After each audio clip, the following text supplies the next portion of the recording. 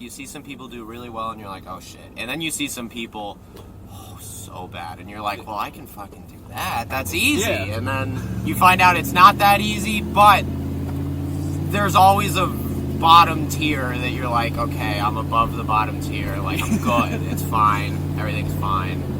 It's just going to the gym. Yep, pretty much. Pretty much. So, Grandma's house here. Yeah. Is where we're going first. Mm-hmm. So give me a little backstory on Grandma. So I lived in Bloomington my whole life, but okay. My grandma lived in Indy. It was kind of my first intro to Indy. We'd go up pretty much every week. She was a little senile, but very nice. She would always, she'd put out like we'd show up and she'd have hors d'oeuvres. Do you know what Vienna sausages are? Oh, yeah. Yeah, the canned sausages. Yeah. She'd open the can, leave them in, but put toothpicks in. She had the same bowl of chips out uncovered for like 2 years. It was disgusting. But she was really sweet. We'd go and hang out.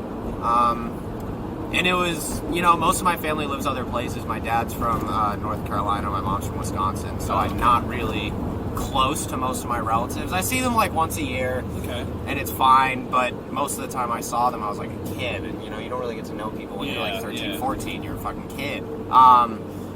And so she was kind of my only extended family lifeline. Okay. And then, for no reason, she retired and moved to Vegas, and yeah, it was crazy. So I had to go over, and like my dad owned her house, so we were trying to sell it, and we had to go over for a couple months and like fix it up. That's what I found out. Did you know they make electric lawnmowers? Yeah. Yeah, you have to plug them in. Yeah. I had no idea. It was horrible. Like, doesn't even cut the grass. It's so weak. I had to start at the highest level, run the entire lawn, and then drop it down one level, do it again. I had to mow the whole lawn 5 or 6 times. How big of a yard was it? Not too big. The front was pretty small, the back was a little bigger, but the back had like a bunch of divots and it kind of sloped at the end, so it was almost impossible. But so that was kind of my first intro to Indy. I'd go hang out. There was a little Donato's Pizza. Is that still around? Donato's is still around. Mm-hmm. Yeah.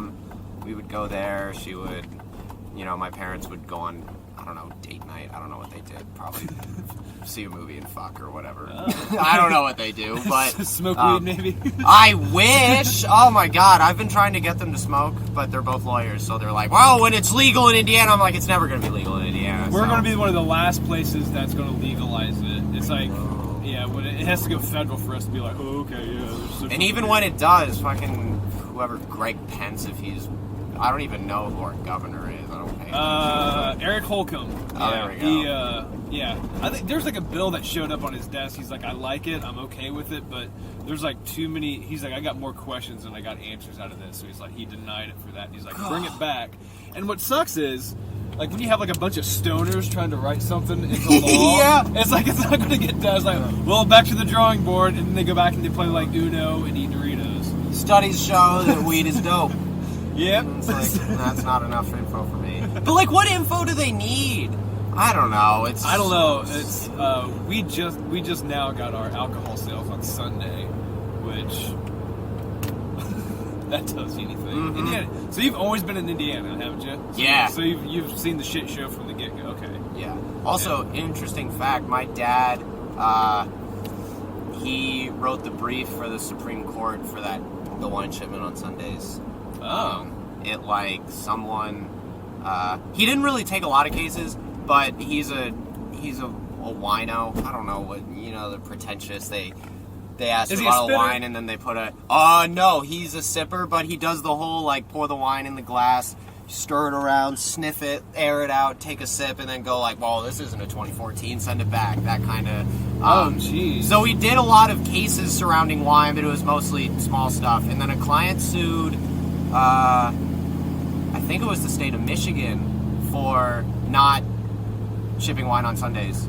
And my dad took the case and it ended up going to the Supreme Court, which is crazy. Wow. And they won, and then it led to Indiana doing wine on Sundays and shipping on Sundays.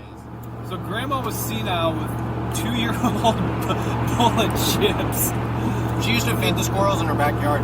Oh, okay. Well, It was kind of crazy. But also, I mean, we would go out in the backyard and like 10 squirrels would like come down from the tree and like they'd crawl on you. You could pet them. what? She would put out little ramekins of unsalted peanuts. They were almost trained. It was really cool. But, you know, she's not doing so great, so she would just sit out there all day and feed the squirrels, and I felt kind of bad. It's kind of lonely. Yeah. Most of my days are, I'm technically freelance, but I'm contracted. I work for an art co-op in Bloomington called Artisan Alley. Okay. Word plug, I guess. Yeah, okay, that's all a shameless plug, yeah. Yeah, and we do art services for Bloomington, and it's so fucking awesome. It's, you know, it's mostly studio rentals, so, you know, our main location has, like a glass blower, a barber, a tattoo artist. There's a cidery attached. Really? We have a composer, a painter.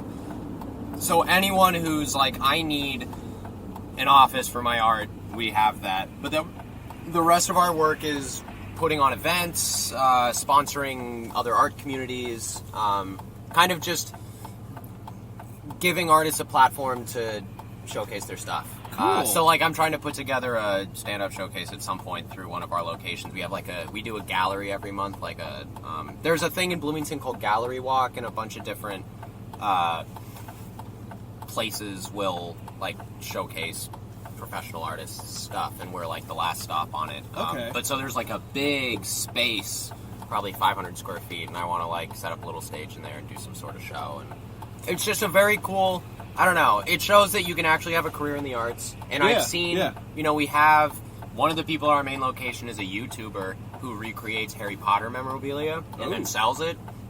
And he'll do a tutorial on like how to make a golden snitch, and he'll like carve the wood and make it like Really? latch or whatever. Yeah, and then he makes a bunch of them and sells them, and he's got like 50,000 subscribers on YouTube, and he's like, it's a real business. And I'm It like, is. that's so cool that you Yeah. can do that. Yeah, And then I also, the other half of my job is I work for an ad agency doing like blog writing and script writing. I've written some, you know, TV ads, and it's cool because I get to be creative, and they give me a pretty long leash to explore, I guess. You know, it's advertising, and so it's just as much art as science, so you kind of don't know what's going to work.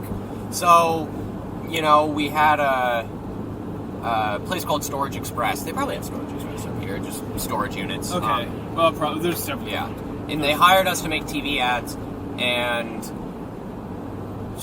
the lady at Storage Express was like, we have a creepy Halloween doll in our office. We want a TV ad about it. And I was like, dude, what do you want in it? She was like, I don't know, just make an ad. So I just wrote a script, and they made the commercial. It was crazy. It was cool to see. Like, it turned out differently than what my script was, but like I wrote the base, and then it went through some other people, and then the director took it and shot it.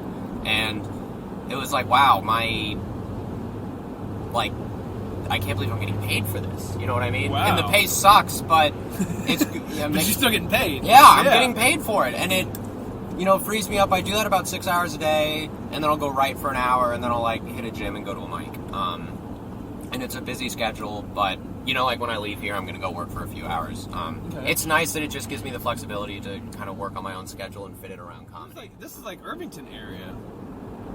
I guess so. Yeah. Actually, that sounds right. Yeah. Yeah. I don't know if this is like the historic one, but I love Irvington. Whoop. Oh my god, this is so weird. I haven't been back here since I was probably 11. Really? Yeah.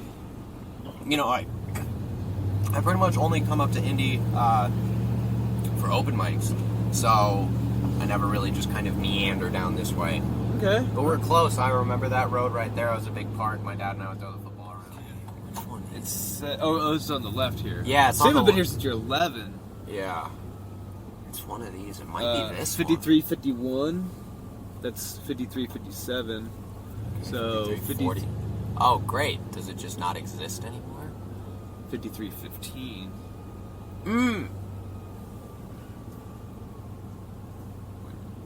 Yeah, it's 53, 51. It must be 5315. This looks right. Because 5351 just does not seem to exist. Yeah. So it's one of these houses in here, then. Wow, fuck me. Can't even remember my grandma's house. You forgot your roots. How dare you? Clearly we were close. Wow. These houses are just like... It's like the old school cookie cutter homes. There's not much difference between it. No, they all look the same. The multicolored brick, the small little... The peaks and covered everything, porch. or whatever. It was a very cool house. It was very small, and it was one of those where the stairs, really steep, really narrow, kind of sloped. That death trap. Yeah, and she would, sleep downstairs, and I'm like, are you insane? You're, 75. Why are you going? I can't go down these stairs, But it was... I don't know. It was she was a very interesting woman. She was, she's been married 4 times. Red flag, but yeah, I don't really know her. But she was, she went to Smith College, which was an all-women's school, and it was I guess the best one in the country. It's still a good school, but I don't know much about, single-gender schools anymore, except Wabash. But...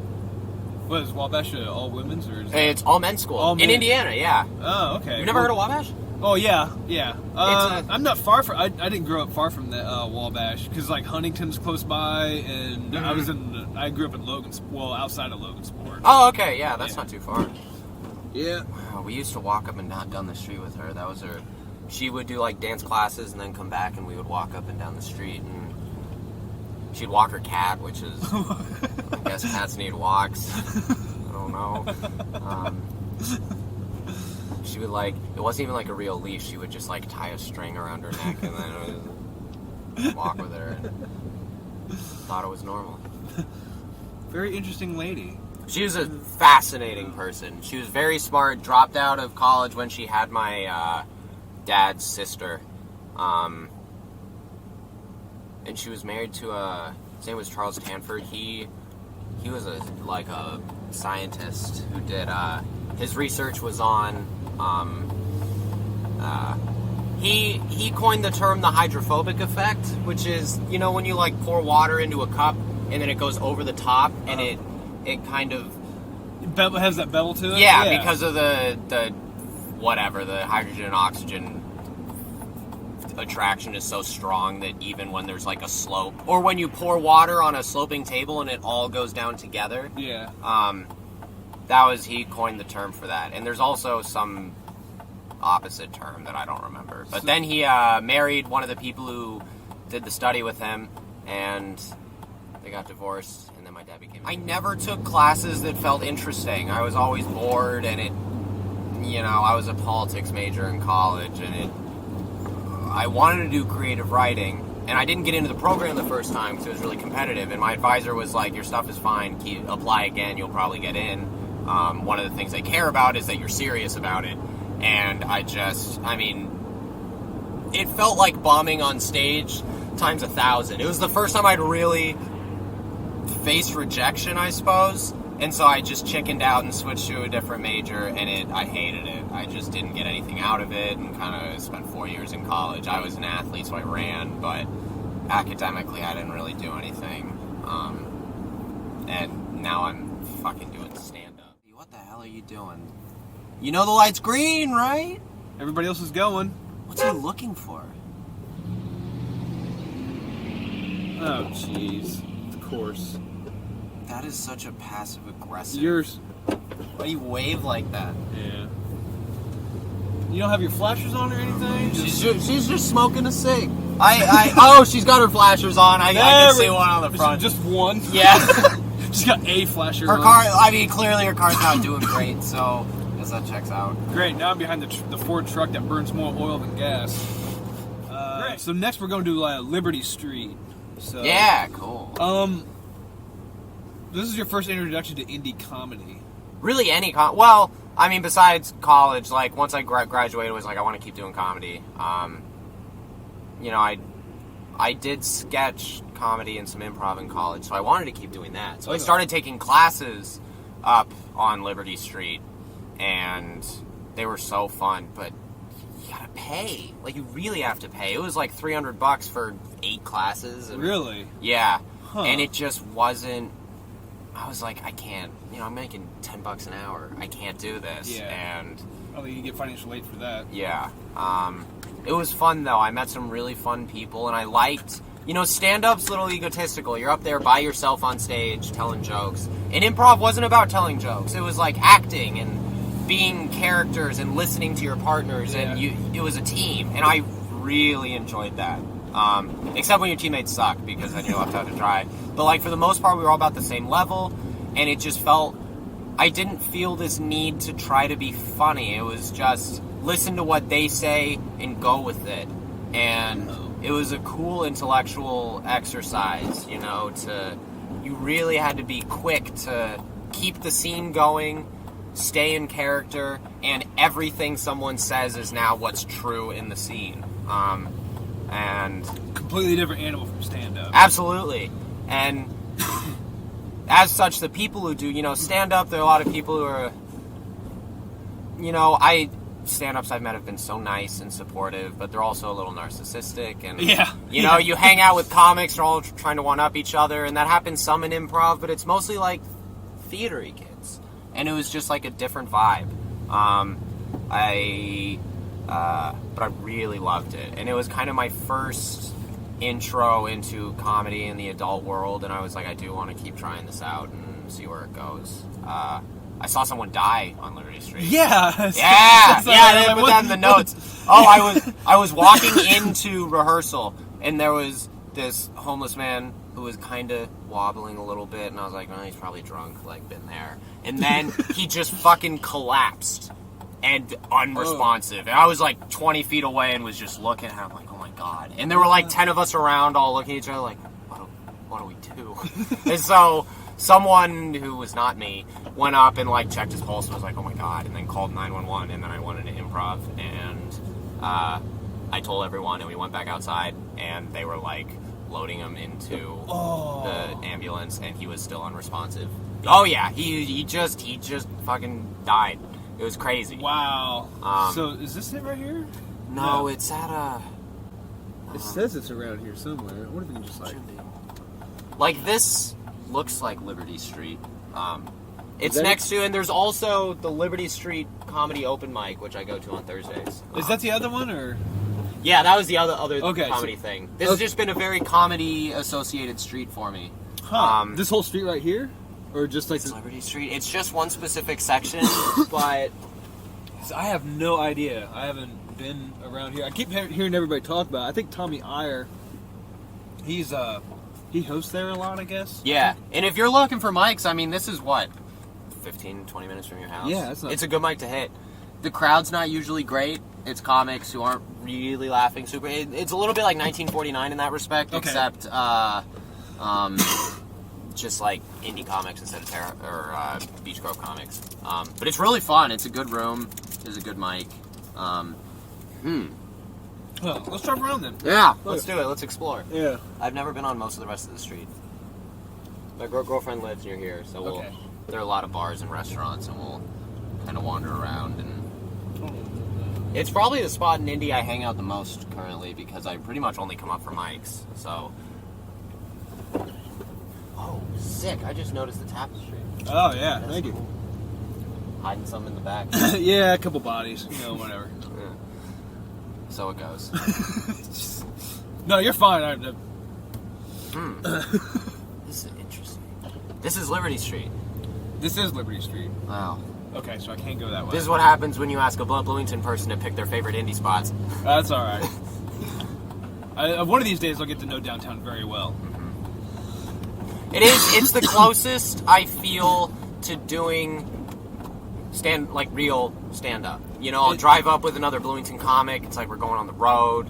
We go to a mic, we like get dinner, we go home, and I'm like, holy shit, I'm really doing this. Yeah, it's a crazy feeling. It really is. It just this, I don't know. It never seemed like, I never thought I'd take this route, but here I am, and my gut is like, you need to keep doing this, bro, and see where it ends up. Yeah, trust your gut instinct. I saw a live show yesterday. It was Guy Branum. He's been doing stand-up about 10 years. He headlined at the Attic, and it's just stand-up is a live performance. Yeah. You know, it's a totally different vibe than when you watch a Netflix special. Mm-hmm. You know, they showed some clips before of like professional comics, and it, you know, all you hear is the words they're saying, and you know to laugh when like the other people laugh. Yeah, you kind of go with the flow. Yeah, and you're like passively watching, but when you're live, it's like someone is talking to you. And those same things that you see on Netflix and go meh are hilarious.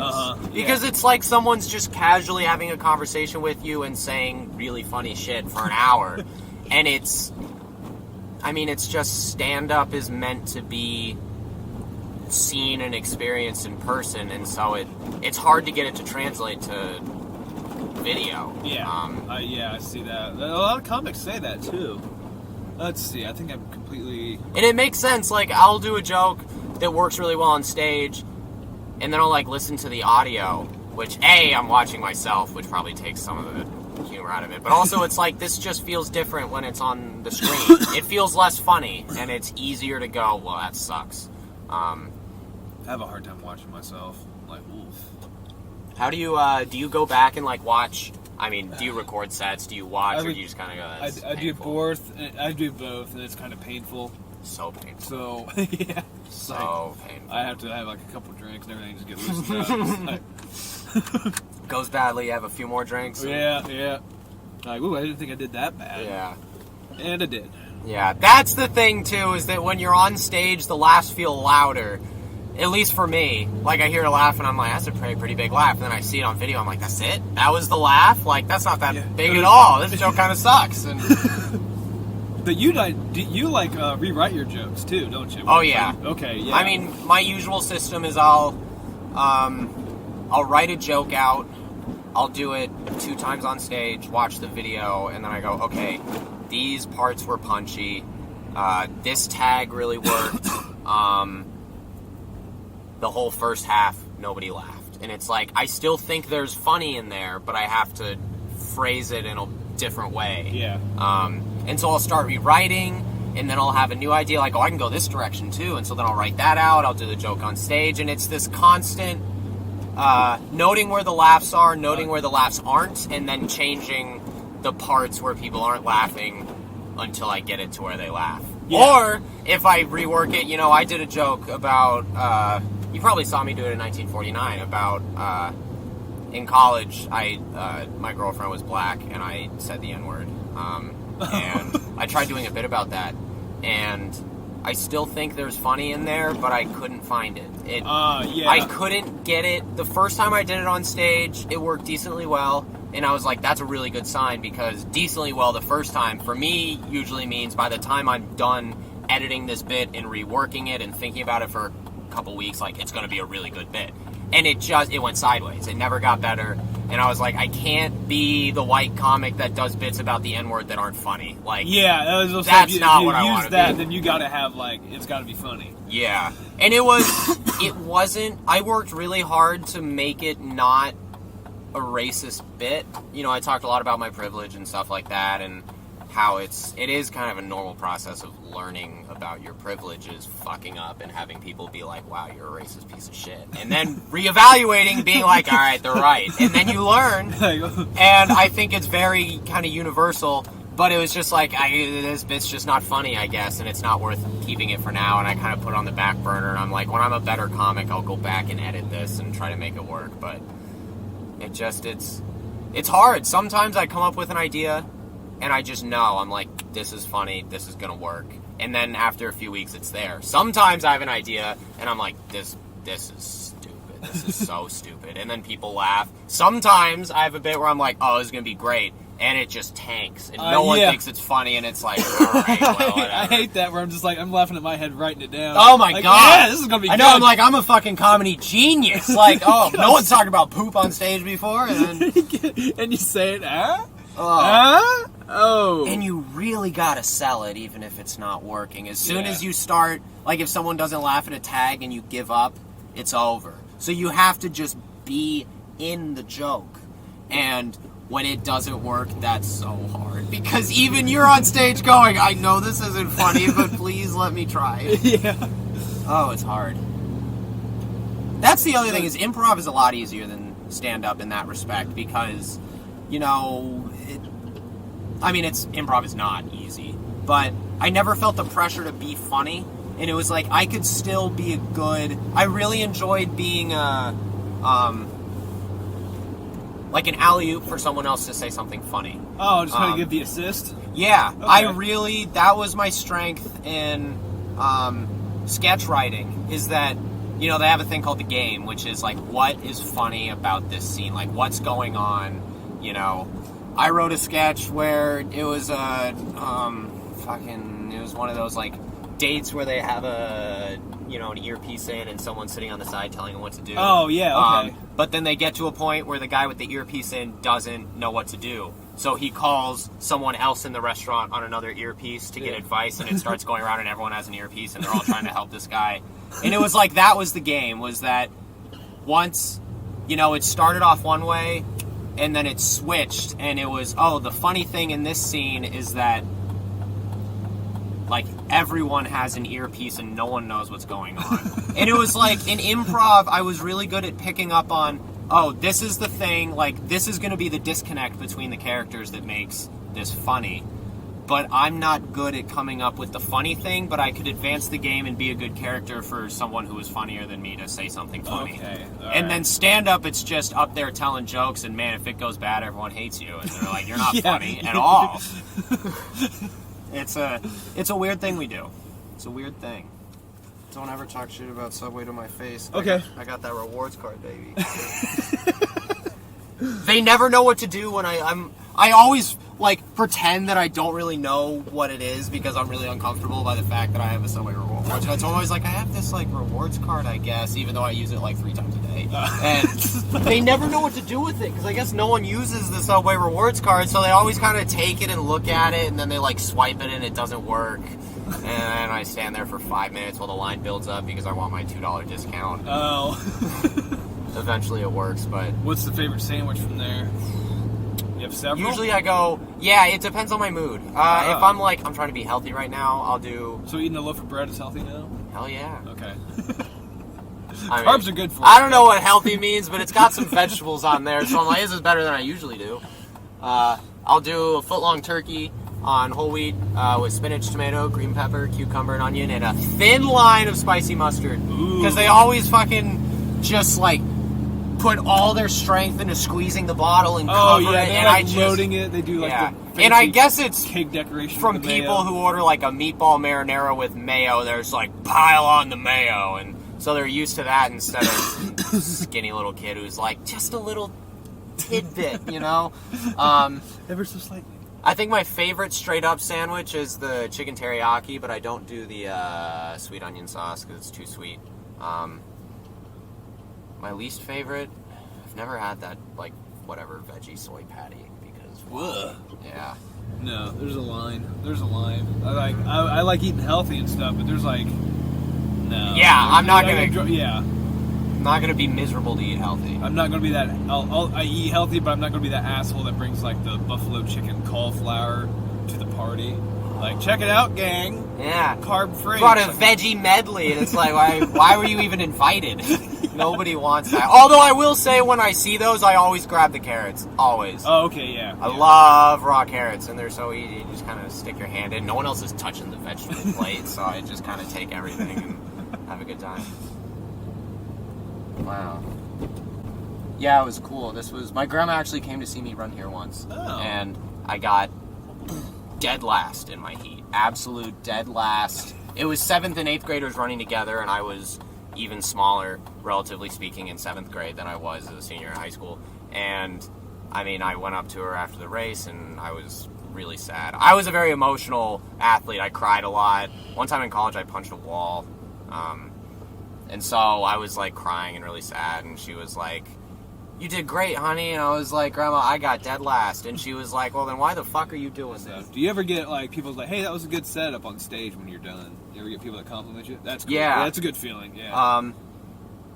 It'll usually be, for me, it's the comic leaning over and giving a fist bump where I'm like, fuck, yeah, I killed it. I had one comic one time come up after me after a set and was like, "I wish I'd written that joke you did." And I was like, that means a lot. Yeah, that's a... So it's like, you know, they go, "Oh, that's funny." And then I go, "Why the hell didn't I think of that?" See? And that's the, that's what I like. I'm trying to think if I've ever had anyone...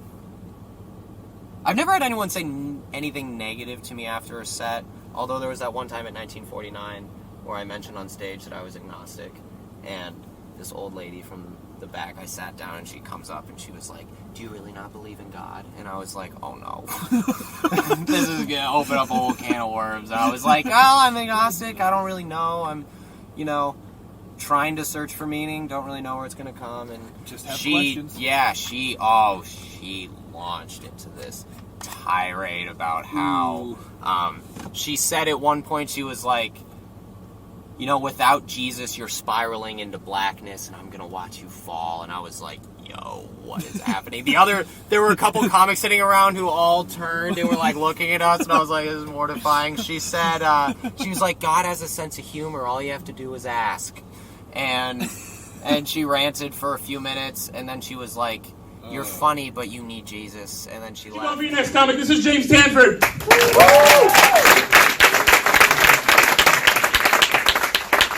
Hi, guys.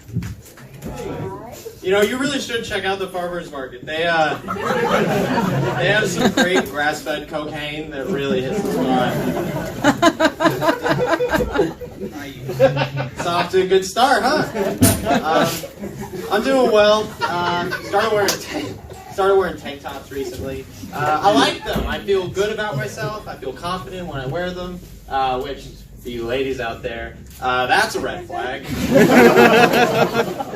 sucks, man. Everybody thinks I'm in a frat now.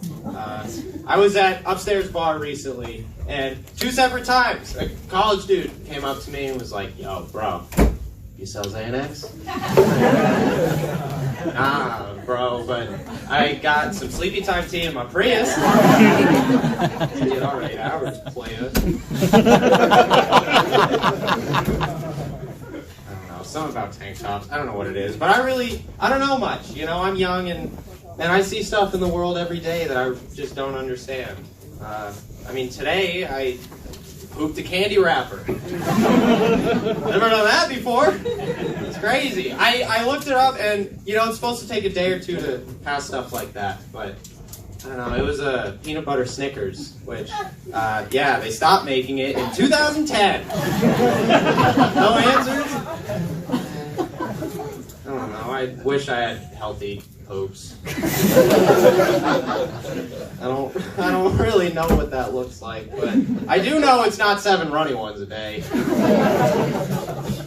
Never had healthy poops. What did you just say, Jesus? I've never had. I used to not poop at all. Did you know you could do that? Kids do it. It's called storing. It's a real thing. It's an anxiety thing in kids, which makes sense to me. You know, anytime I wonder where my anxiety comes from, I'm like, oh, well, as a kid, I was afraid even my poop would leave me. No wonder all my relationships. And I can't believe I'm doing this bit with my girlfriend here. And yeah, I can hear you laughing over the last. It also means please keep laughing, because this is going to be an awkward car ride home. Comedy's not all I do, obviously. I've had a lot of jobs in my day. I've been working my whole life. I'll tell you about one. I got my first job when I was 15, working over a Meadowwood retirement home. And, you know, my experience at that time with old people was not great. I had one grandma, and she died after a lifelong battle with ignorance. Needless to say, a room full of grandmas didn't seem so fun. But I started working one-on-one with this resident named Edgar Bergenstein. And, he still lives in Bloomington, actually. So if you see him around, tell him Clint Eastwood died because I want to break him. He was too mean and racist for me to deal with. He was so racist, he hated races that don't exist anymore. I walked into his apartment one day and he was like, "Why, did you see any West Germans outside?"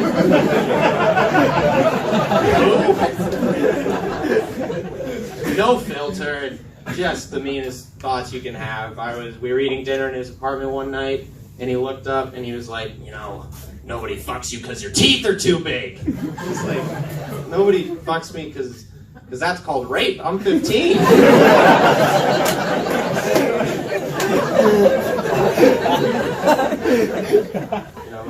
My last straw with him, though, one day I went into the main lobby of the residence hall, and swear to God, in front of everyone, he's on his phone scrolling Pornhub. Now, part of me had to give him props, right? Because around people, I won't even Google anything that starts with a P.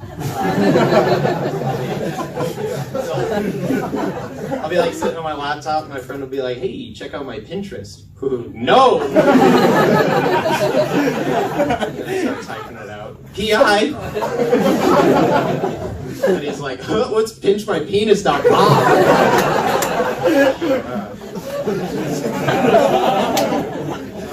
So part of me had to give him props, but the rest of me is a white son of lawyers, so naturally I'm a snitch.